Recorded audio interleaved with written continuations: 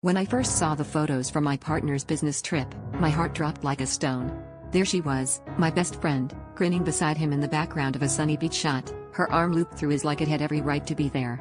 It felt like being punched in the gut, the kind of blow that knocks the wind out of you and leaves you gasping for air. I tried to shake it off, rationalize it somehow, maybe it was a coincidence, just a freak chance.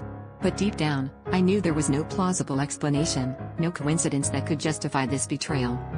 The confrontation was brutal, an emotional brawl that left no room for niceties. I demanded answers, but all I received were stammered excuses and half-hearted apologies that only served to inflame my anger. My partner's attempts to pacify me with promises of innocence were like gasoline on a fire, each word fanning the flames of my fury. My best friend, once my confidant, stood silent, her eyes cast down, guilt written all over her face. It was the silence that hurt the most, the absence of any real explanation or remorse for the destruction they had wrought on my life. In the days that followed, I found myself trapped in a whirlwind of emotions, torn between heartbreak and anger.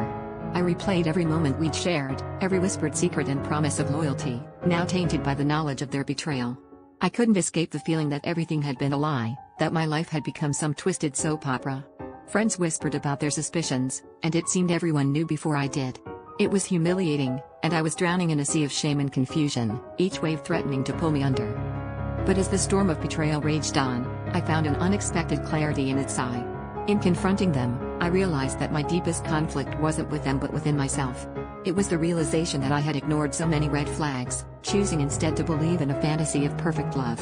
It was a harsh lesson, but one that forced me to face my own fears and insecurities.